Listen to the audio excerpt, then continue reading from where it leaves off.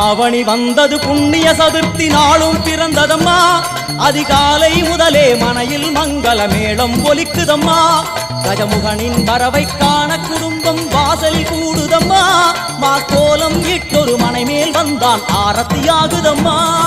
கணபதி ராஜா வந்தாரா